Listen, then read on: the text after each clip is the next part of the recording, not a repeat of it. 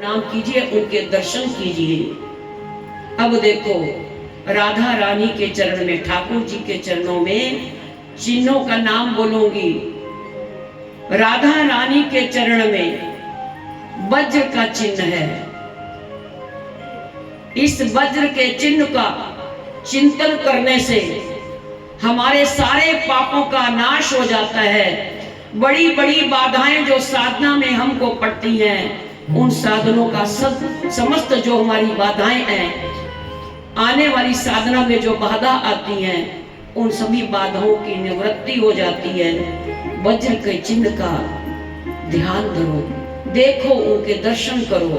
लाल लाल तलवे हैं और वज्र का चिन्ह है। तो वज्र के समान ही कल आप लोगों ने गिरिराज जी की कथा को सुना, उसका भी विस्तार, इतना भी समय होगा थोड़ा सा हल्का सा बताएंगे कि वज्र के समान मतलब हाथी की सूंड के समान ऐसी मोटी मोटी वर्षा की धारा बही है। ब्रज को बहाने के लिए इंद्र को कोप हो गया, क्रोध किया कि एक बालक के कहने पर मेरी पूजा को छोड़ दिया है इन ब्रजवासियों ने, समस्त ब्रजवासियों को मैं यमुना में बहा दूंगा। तो उसको बोलते हैं वज्र। तो ऐसे वज्र का चिन्ह जो है, ठाकुर जी श्री जी के चरणों में वज्र का चिन्ह है। इस चिन्ह के दर्शन करने चाहिए। अगला चिन्ह है अंकुश का चिन्ह। वो अंकुश जो हाथी के ऊपर बैठा महावत हाथ में जो छड़ी लेकर के रहता है, हाथी पर प्रहार करता है, कानों के पास अंकुश का प्रहार करता है। तो वो अंकुश क्या करता है, हाथी को, उस मतवाले हाथी को एकाग्रता देता है, वो अंकुश का चिन्ह। इसलिए वही अंकुश का चिन्ह हम साधकों को अंकुश के चिन्ह का ध्यान करना चाहिए। अगला चिन्ह है ध्वजा का चिन्ह। ध्वजा का चिन्ह के दर्शन करने से साधक आगे ज्यों ज्यों बढ़ता है, और सबसे मंदिर के शिखर में क्या होता है, तो ध्वजा होती है, झंडा होता है, ध्वजा। अर्थात भगत की भक्ति उस शिखर तक पहुंच जाए, उच्च स्थिति तक पहुंच जाए, तो ध्वजा का चिन्ह देखना चाहिए ठाकुर जी की श्री जी के चरणों में। ठाकुर जी श्री जी के चरणों में मछली का, मीन का चिन्ह है। इसका अर्थ है मीन के चिन्ह का भी दर्शन करना चाहिए। मतलब जैसे मीन, मछली जल के बिना तड़फ तड़फ करके मर जाती है, प्राणों को छोड़ देती है, इतना प्रेम मछली जल के साथ करती है। जल इतना प्रेम मछली के साथ नहीं करता। जल बिना मछली के रह जाता है, लेकिन मछली जल से इतना प्रेम करती है कि बिना जल के अपने प्राणों को त्याग देती है।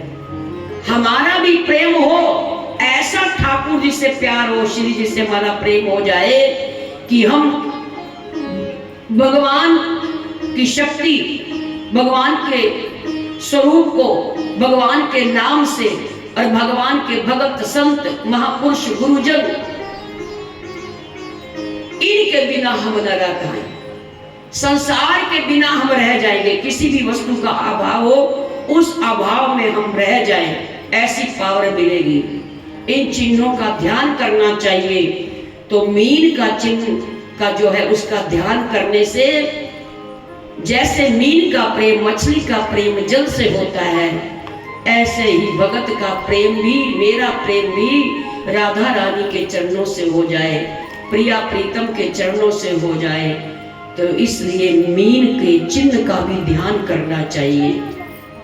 एक चिन्ह है स्वस्ति का चिन्ह। इस चिन्ह के दर्शन करने से मंगल ही होता है और संतुलित होता है, अर्थात मन विचलित नहीं होता, इधर उधर नहीं होता, एकाग्रता आती है। ऐसी महिमा स्वास्तिक के चिन्ह की है। चिन्ह तो अनेकों है, लेकिन मुख्यतः जितने भी आपको चिन्ह ये याद हो, 5-6 जो चिन्ह बताए, इन चिन्हों का चिंतन अवश्य करना चाहिए। एक चिंतन है ठाकुर जी के राधा रानी के चरणों में कमल का चिन्ह है।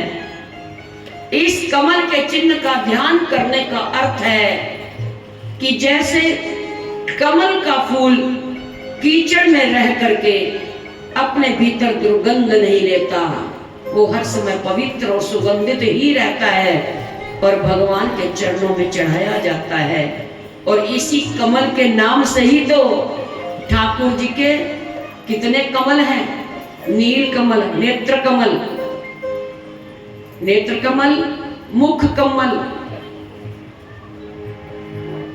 नाभि कमल, चरण कमल, हस्त कमल, कितने कितने कमल हैं। तो मेरे प्रभु को कमल बड़े ही प्रिय हैं, बड़े ही पसंद है, इसलिए इस कमल के चिन्ह का भी ध्यान ठाकुर जी के चरणों का करना चाहिए। तो इन चिन्हों का ध्यान कीजिए। केवल बस मैं इतना ही चरण का आपको मैं ध्यान बता रही हूं कि ठाकुर जी और श्री जी के केवल चरणों का ही ध्यान कीजिए। अब ये तो मैंने बारीकी से नहीं बताए, अगर बारीकी से बताऊं तो चरणों में बहुत समय लग जाएगा। चरण चिन्हों के ही दर्शन करने से आवता लगा है, मेहंदी लगी है, मेहंदी के सुंदर डिजाइन को नमस्कार, बिच्छों के चिन्ह, बिच्छों की में लगी मड़ियों को चिन्ह, उन बिच्छों से सुगंध निकल रही है, इसको नमस्कार, तो कितने ही नमस्कार। तो ये आप एक बार अपने सामने चित्र रखिए प्रिया प्रीतम का, उनको अच्छे से देखिए, फिर अभ्यास कीजिए चरणों का। तो इस प्रकार से केवल चरण तले का और चरण का आप ध्यान कीजिए। देखना एक दिन यही सिद्ध हो जाएगा, यही चरण से हमारा ध्यान प्रारंभ हो जाएगा। फिर धीरे धीरे अपने मन को चरणों से ऊपर लेकर के जाना, एक एक करके ठाकुर जी के प्रिया प्रीतम के अंगों का, प्रत्यंगों का चिंतन कीजिए, उनके हार, उनके श्रृंगार। और इन देखो समय जब कभी ऐसा कुछ हो ऐसा तो फिर अलग से बताएंगे, कुछ ऐसा साधना क्रम हमारे मन में। ये ठाकुर जी ने एक बात लाई कि साधना हम कैसे करें, साधना को हम कैसे सीखें। तो साधना कक्ष लगाएंगे, साधना कक्षा, जैसे कक्षा में बैठते हैं, क्लास में बैठते हैं, ऐसी साधना की क्लास लगाई जाए। तो उसमें परस्पर 3-4 दिन का समय हो और सब लोग हम बैठे सीखें, हमको भी सीखने को मिलेगा, हम भी सीखेंगे, आप भी सीखेंगे, दोनों हम श्रोता भी और वक्ता भी, हम सब लोग सीखेंगे। और किन से सीखेंगे? संतों की वाणियों को लेकर के, संतों के वचनों के अनुसार जो हमको गुरुदेव ने कृपा की है, जो साधनाएं हमको बताई है, समझाई है अब तक, उन साधनाओं में अब आगे चलना है, आगे बढ़ना है। जो कहते हैं ना कि लोग हमको चिंतन करना नहीं आता, यही चिंतन है। अगर आपका मन लीलाओं में नहीं जा रहा, कोई बात नहीं, आप धाम में ब्रजवास जाकर के नहीं कर सकते, घर की मजबूरियां परेशानियां हैं, नहीं जा सकते, कोई बात नहीं। एक दिन ऐसी कृपा होगी, नाम जप कीजिए और ऐसे ही रूप का चिंतन कीजिए, चरणों से लेकर के मुकुट और मुकुट से लेकर के चरणों तक का ध्यान कीजिए। और फिर जब चरणों का ध्यान इधर पहले प्रारंभ किया, ठाकुर जी के चरणों से शुरू किया और फिर अपने मन से पहुंच गए, उनके धोती पीला वस्त्र है, उनकी पीताम्बरी है, पीताम्बरी की किनारी जो है वो रानी कलर की है, बड़ी सुंदर प्रकाश उसमें वो आ रहा है, और श्री जी का नील वर्ण का वस्त्र है। तो ये नील और पीत ये क्या चीज है? यद्यपि ये थोड़ी कि वो नील और पीत में ही रहते हैं, और रंगों की ड्रेस हम लोग भी पहनाते हैं अपने ठाकुर जी को, लेकिन स्थायी रूप से जब साधना में हम आगे बढ़ते हैं तो मुख्यतः इनका जो वस्त्रों का कलर है, श्री जी का नील और ठाकुर जी का पीत। तो ये पीत रंग का जो वस्त्र है, ये कौन है? ठाकुर जी का पीत वस्त्र। तो कहते हैं ये कोई और नहीं है, ये रसिकों की बात बता रही हूं, ये जो पीत वर्ण के वस्त्र पहने हुए ठाकुर जी ने, ये कोई और नहीं, ये राधा रानी लिपटी हुई है, पीत वर्णा, कंचनमयी जिनका वर्ण है राधा रानी का। और ठाकुर जी के श्री जी के अंगों पर जो वस्त्र धारण किए वो नील है, क्योंकि ठाकुर जी का कलर नील वर्ण है। तो दोनों एक दूसरे के परस्पर दूर है ही नहीं, ये दोनों एक है। इस प्रकार से ठाकुर जी का मुकुट तक चिंतन किया। फिर अब मुकुट से राधा रानी के चिंतन तक कैसे पहुंचे, तो फिर मुकुट से हट करके मन को ले गए पास में बैठी हुई राधा रानी, जिनके शीश पर चंद्रिका धारण है और दोनों की परस्पर चंद्रिका और मुकुट दोनों मिले हुए हैं। देखो, दर्शन करो, बताओ दर्शन हो रहा है कि नहीं। आलिंगन दिया हुआ है, परस्पर गलबैया दिए हुए हैं, मुकुट और चंद्रिका मानो मिल जाना चाहते हैं, एक हो जाना चाहते हैं। और ये मुकुट कौन है, ये चंद्रिका कौन है? ये भगवान के वात्सल्य भाव जो रखने वाले वो भगत हैं। ये जो अंग प्रत्यंग है ये भी सब भगत ही हैं। इनके कंठ में जो धारण किया हुआ है वो श्रृंगार भाव के भगत हैं। जो करदनी कमर में लटक रही है सुंदर, वो करदनी कौन है? तो ठाकुर जी की, श्री जी की सखियां और ठाकुर जी के सखा। वो सखा उनकी कमर में लिपट गए हैं मानो। इनका विस्तार मैं अगर करूंगी तो आप यही सुनते रहोगे 2 घंटे तक। और सच बात है, इसी रूप का चिंतन जिस दिन आप मुझसे पूछोगे उसी दिन मैं अच्छे से विस्तार से सुनाऊंगी। और मेरा यही प्रयास है कि इस चिंतन को रिकॉर्ड करके फेसबुक पर सबको दिया जाए, जिससे साधक लोग इससे पूरा लाभ लें। बहुत गजब का चिंतन होता है अगर एक एक उसका अर्थ समझा जाएगा। जो चरणों में पैजनी बन के लटकी हैं ठाकुर जी के, जो श्री जी की चरणों में पायल हैं, ये कोई और नहीं है, ये सब सखी भाव है, सखी हैं। ये दास भाव वाले जो भाव रखते हैं, तो दास भाव वाले चरणों में ये सब जितने भी अंग प्रत्यंग अलंकार हैं, ये कोई साधारण नहीं है, ये सब सखियां ही बन करके प्रिया की सेवा में खड़ी है।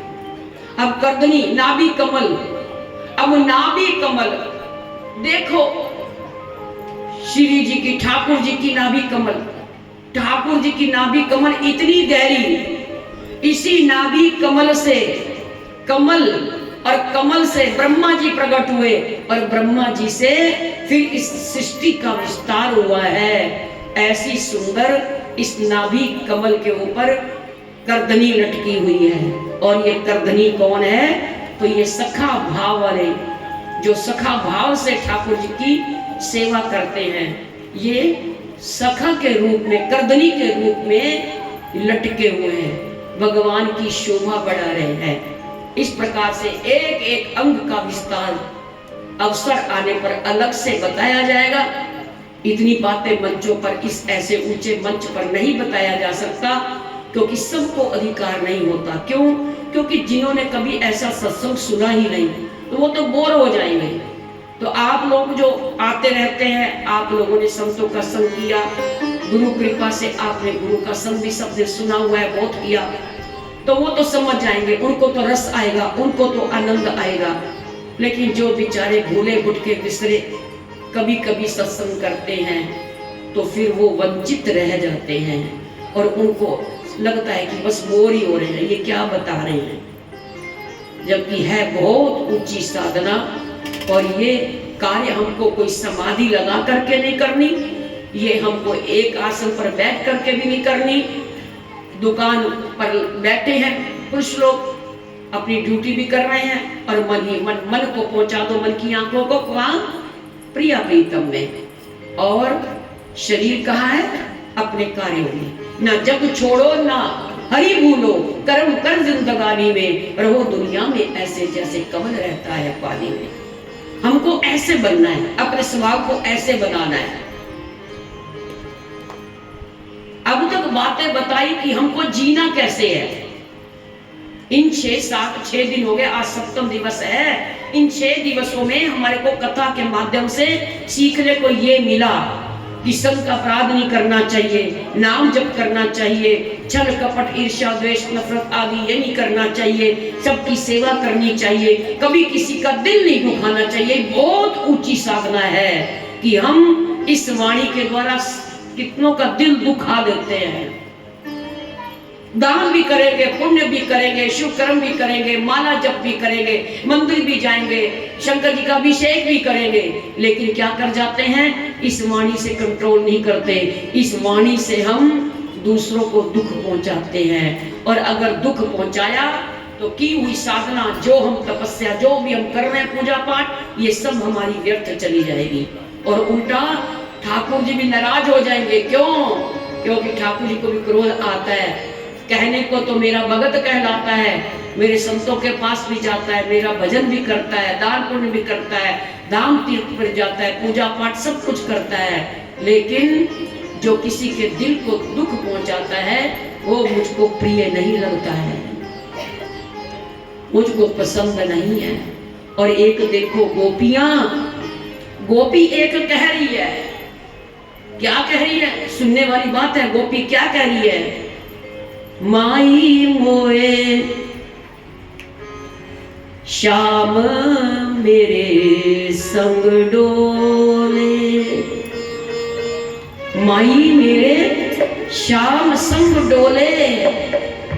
मैं श्याम के पास नहीं जाती, प्रीतम श्याम सुंदर के पास नहीं जाती, यही श्याम सुंदर ही मेरे पास आता है। और क्या करता है गोपी, देखो ये गोपी का प्रेम है, इतना ऊंचा प्रेम है गोपी का।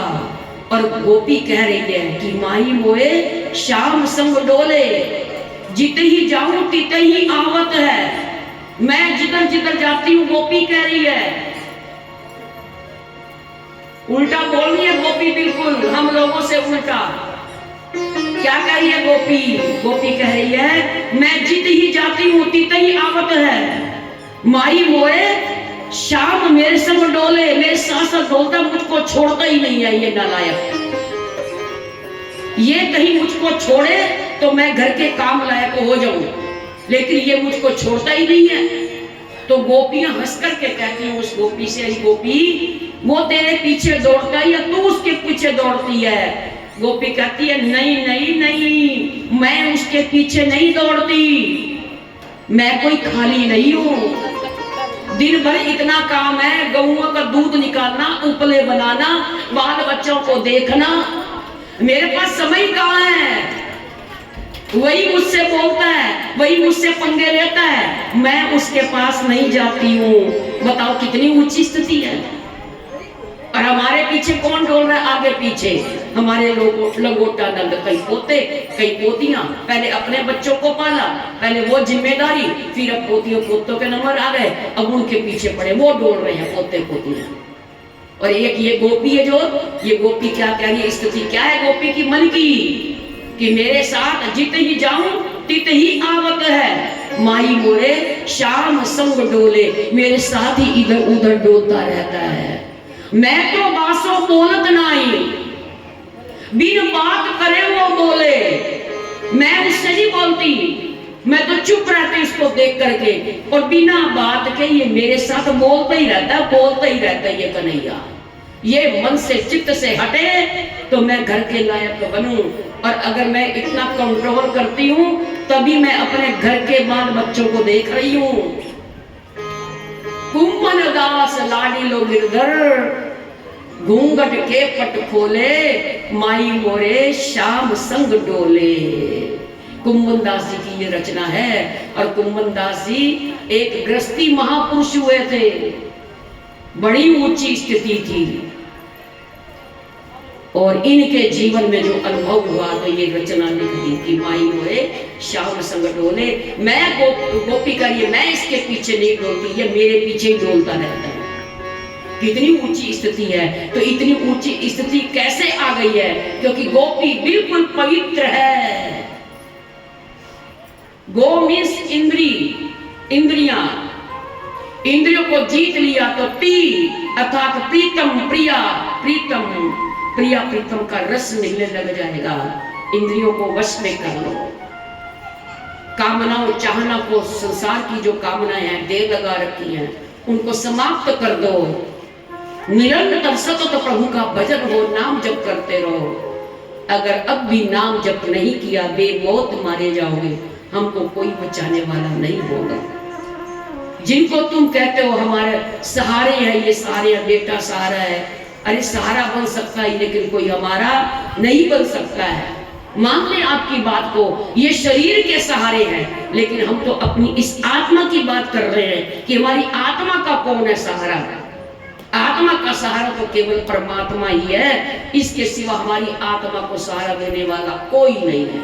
गुरु और गोविंद केवल हमारे आत्मा के सहारे बनने वाले हैं। इसके सिवा इस शरीर के जो भी सहारे हैं ये सब एक दिन छूट जाने वाले हैं।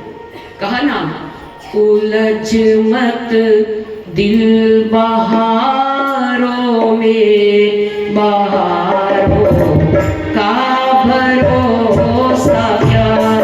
उलझ मत दिल बहारों में, बहारों का भरोसा क्या।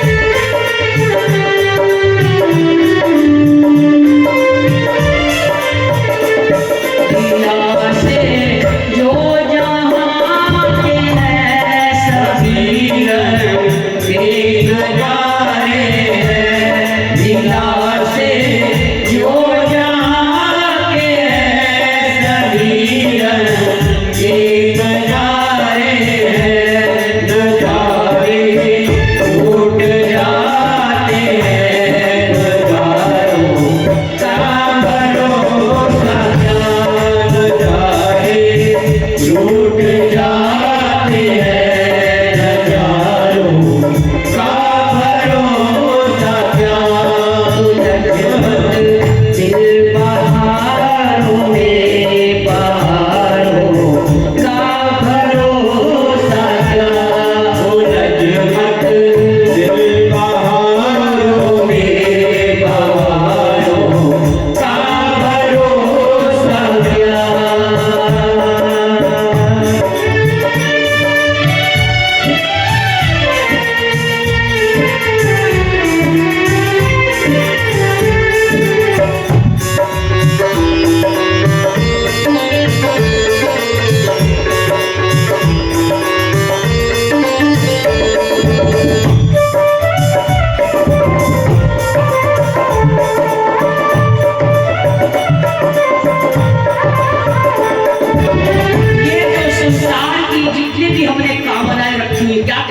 ये संसार वाला, ये हमारे सहारे हैं। बेटा हमारा सहारा है, धन हमारा सहारा है, ये सहारे ढूंढते हैं। सच बात है, ये शरीर के सहारे बन सकते हैं, ये भी वैसे बनते नहीं है, ये भी नश्वर हो जाने वाला है। पुत्र पहले चला जाए या पिता पहले चला जाए, किसकी बारी पहले किसकी बारी बाद में, ये कुछ पता नहीं।